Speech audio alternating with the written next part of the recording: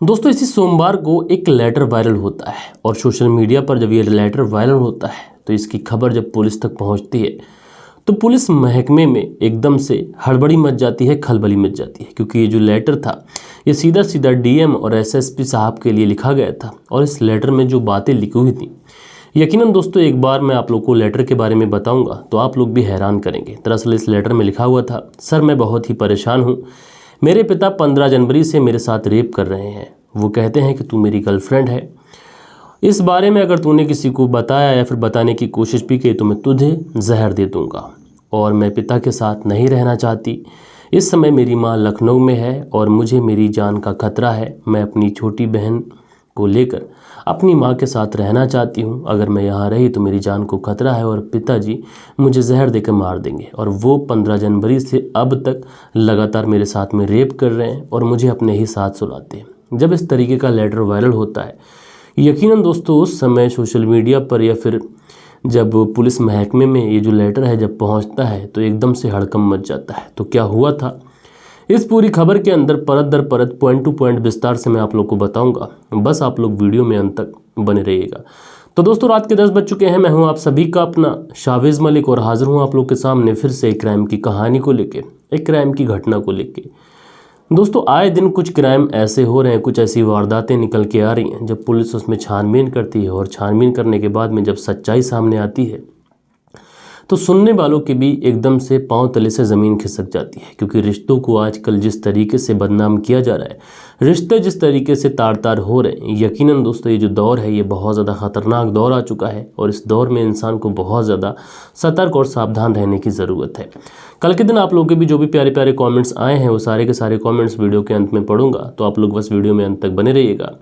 और दोस्तों ज़्यादा वक्त न लेते हुए सीधा सीधा इस कहानी का रुख करते हैं। और दोस्तों आज की जो कहानी मैं आप लोग को सुनाने जा रहा हूँ ये कहानी है उत्तर प्रदेश की। और दोस्तों इसी उत्तर प्रदेश का एक शहर पड़ता है मेरठ, और इसी मेरठ के अंतर्गत एक थाना आता है जानी थाना। और दोस्तों इसी जानी थाना के अंतर्गत जब ये लेटर वायरल होता है सोशल मीडिया पर या फिर एक तरीके से जब पुलिस तक पहुँचता है तो उसके बाद में पुलिस तुरंत हरकत में आती है और सबसे पहले उस बच्ची तक भी पहुंचती है, क्योंकि बच्ची ने एक वीडियो भी बनाकर मदद की गुहार लगाई थी।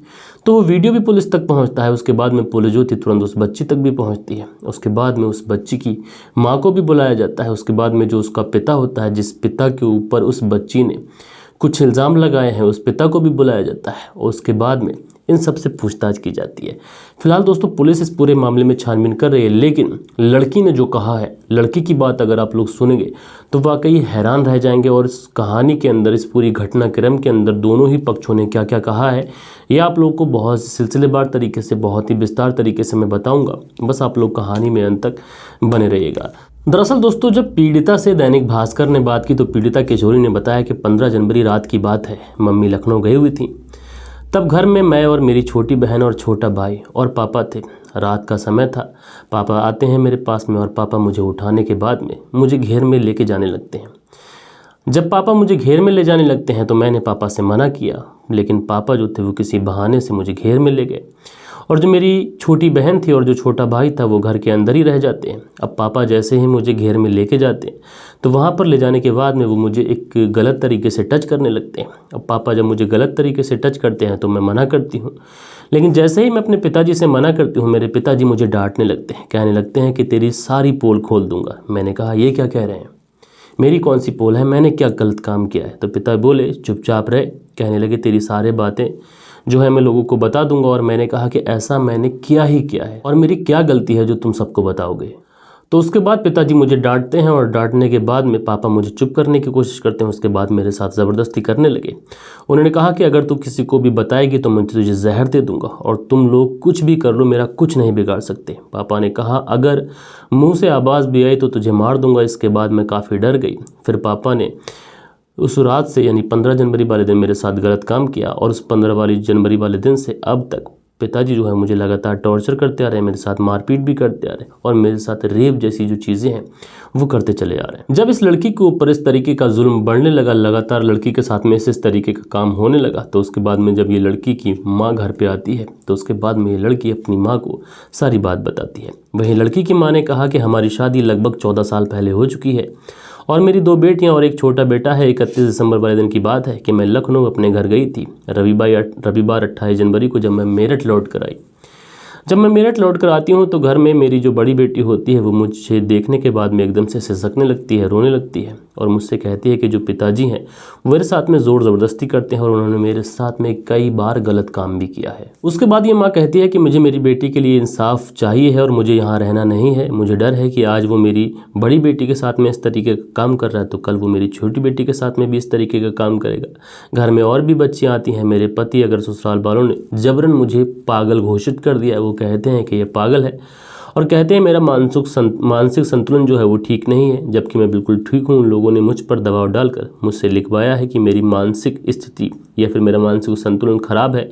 मैं मानसिक रूप से परेशान हूँ तो मेरा इलाज कराते। मेरा इलाज नहीं कराया बल्कि मुझसे ज़बरन कागज़ पर लिखवा लिया। पता नहीं मेरे पति के ऊपर किस तरीके की हैवानियत सवार है कि वो मुझसे एक पेपर पर साइन ले लेते हैं कि मेरा मानसिक संतुलन ठीक नहीं है और उसके बाद में जब मैं अपने मायके चले जाती हूँ तो उसी समय में मेरी बड़ी बेटी के साथ में दुष्कर्म करते हैं। आपको बताते चले कि इन दोनों पति पत्नी के बीच में आए दिन झगड़े जैसी जो चीज़ें हैं वो होती रहती हैं और इन दोनों पति पत्नी के बीच में जो मनमुटाव है वो है। इसी बीच में ये जो बच्ची वाली बात है ये भी सामने आ जाती है। लेकिन इस कहानी के अंदर, इस पूरी घटना के अंदर सबसे बड़ा मोड़ जब आता है जब इस लड़की के जो दादाजी होते हैं वो पुलिस थाने पहुंच जाते हैं और जो किशोरी के दादा होते हैं वो थाने पहुंचते हैं और थाने पहुंचने के बाद में ये अपनी शिकायत लिखवाते हैं। दादा ने बेटे का पक्ष लेते हुए कहा और उसके बाद में दादा ने पुलिस को सारे कागजात भी दिखाए। दादा का आरोप है कि उसकी जो बहू है उसका चरित्र जो है महिला का ये खराब है और काफ़ी समय से मेरे बेटे को छोड़कर अलग रह रही है। आए दिन बहू अपनी बेटियों के साथ मिलकर हंगामा करती रहती है। अब बेटियों से ही अपने पिता पर गंदे आरोप लगवा रही है। बुजुर्ग ने पुलिस से इससे जुड़े कागजात भी जो हैं वो दिखाए हैं और डीएनए टेस्ट कराए जाने की मांग भी की है। मेरा बेटा अगर गलत हुआ तो मैं खुद पुलिस के हवाले कर दूंगा और जो मेरी बहू है ये मेरे बेटे को फंसा रही है और इस तरीके की जो हरकतें हैं ये इसलिए कर रही है ताकि मेरा जो बेटा है वो इसके आरोप में फंस जाए, जबकि मेरी जो बहू है उसका ही चरित्र खराब है।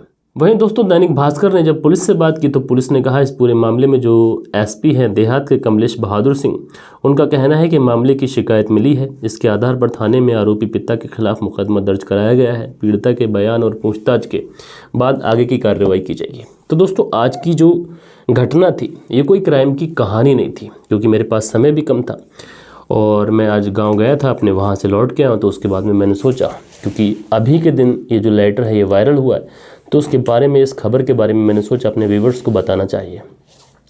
लेकिन दोस्तों इसमें एक लड़की है जो एक चिट्ठी लिखती है, बाकायदा एक वीडियो बनाती है, उसके बाद में अपने पिता के ऊपर संगीन इल्ज़ाम लगाती है कि उसका पिता 15 जनवरी से अब तक रोज़ उसके साथ में दुष्कर्म कर रहा है। वहीं उस लड़की की जो माँ है वो भी अपने पति पर इल्ज़ाम लगा रही है। लेकिन वहीं दूसरी तरफ इस लड़की का जो दादा है वो पुलिस थाने पहुंचने के बाद में कहता है कि उसके बेटे को फंसाया जा रहा है, बल्कि उसकी जो बहू है उसका ही चरित्र ठीक नहीं है और वो आए दिन बेटियों के साथ मिलकर घर परिवार में झगड़ा करती है, उपद्रव मचाती है और इसी वजह से अब ये अपनी बेटियों के थ्रू उसके ही पिता के ऊपर गंभीर आरोप लगा रही है। अगर बेटा वाकई में दोषी हुआ तो मैं उसको खुद पुलिस के हवाले कर दूंगा, लेकिन इसमें उस बुजुर्ग ने जांच कराने की मांग की है।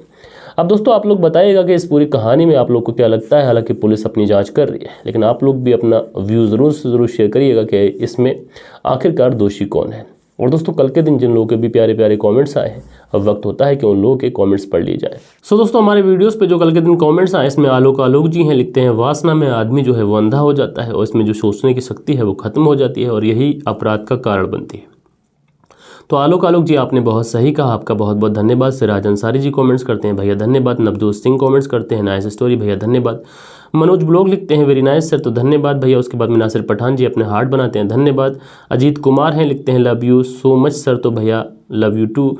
आप कैसे हैं अजीत कुमार जी, आपका बहुत बहुत धन्यवाद। उसके बाद में अबू जाहिर हैं, लिखते हैं this is my favourite channel, I specially like when you explain everything so nicely, you are a rock star, I genuinely appreciate the incredible you are a work and बहुत सारी तारीफ में लिखते हैं। तो भाई अबू जहन जी आपका बहुत बहुत धन्यवाद। रेनू सुनील त्यागी जी हैं, शाना बुलंदशहर से अपना कमेंट्स करते हैं, भैया धन्यवाद। Love you brother Punjab Pathankot Gurdaspur से हमारी कहानी देखते हैं सोनू धीमान, तो भाई सोनू धीमान आपका बहुत बहुत धन्यवाद। उसके बाद में बालेश्वर बिहारी हैं, लिखते हैं नमस्कार सर जी, आपका कहानी सबको अच्छा लगता है, आज का पहला लाइक मेरा है। मैं मुंबई से बालेश्वर बिहारी रोज़ सुनता हूँ, लेकिन कमेंट्स कभी कभी करता हूँ। मैं अपना नाम का इंतज़ार करूँगा। थैंक्स सर जी। तो बालेश्वर बिहारी जी, आपका बहुत बहुत धन्यवाद कि आपने अपना प्यारा सा कमेंट्स किया और अपना व्यू रखा। समीर आलम जी हैं, लिखते हैं सर आपकी कहानी शुरू में ही क्लाइमेक्स बता देते हैं, जिससे सस्पेंस ख़त्म हो जाता है। तो आइंदा से मैं इन चीज़ों का ध्यान रखूंगा। उसके बाद में विशाल मिश्रा जी हैं, लिखते हैं हेलो सर। तो विशाल मिश्रा जी हेलो, कैसे हैं आप। उसके बाद में अनुज गोदारा जी हैं, लिखते हैं नमस्कार सर जी, बुरे काम का बुरा अंजाम होता है, बुरा नतीजा होता है। तो अनुज गोदारा जी, आपका बहुत बहुत धन्यवाद। उसके बाद में प्रिंस अली हैं, बोलते हैं पाकिस्तान की स्टोरी सुनाओ। तो अभी रिसेंटली में मैंने पाकिस्तान की एक कहानी सुनाई थी, जिसमें दो भाई लगभग 150 मुर्दों को कब्रिस्तान से उखाड़ कर और उनका एक तरीके से भोजन बनाकर, बिरयानी बनाकर खा जाते हैं। तो आप लोग हमारे चैनल पर विजिट करिए और 6 से 7 दिन पहले की ये स्टोरी आप लोग को मिल जाएगी, तो उसमें आप देख सकते हैं। उसके बाद में सोहेल अंसारी हैं, बोलते हैं भाई किरदारों के फ़ोटो लगाया करो। तो भाई ज़रूरी नहीं है, कुछ कहानियों में प्राइवेसी रखनी पड़ती है। उसके बाद में निर्मल बैंक है, निर्मल ब्लॉग्स हैं, लिखते हैं आयुष बुरे काम का बुरा नतीजा। तो भाई ये कुछ प्यारे प्यारे कमेंट्स थे जो आप लोग के आए थे कल के दिन। आशा करता हूँ आज की जो कहानी है थोड़ी छोटी है, लेकिन आज की कहानी नहीं है बल्कि एक न्यूज़ है जो आप लोग को बताना बहुत ज़्यादा ज़रूरी थी। कल के दिन मिलेंगे एक बहुत ही बेहतरीन कहानी के साथ में। जब तक के लिए अपना ख्याल रखिएगा, देश का ख्याल रखिएगा, परिवार के रिश्तों की अहमियत को समझिएगा। जय हिंद, जय भारत।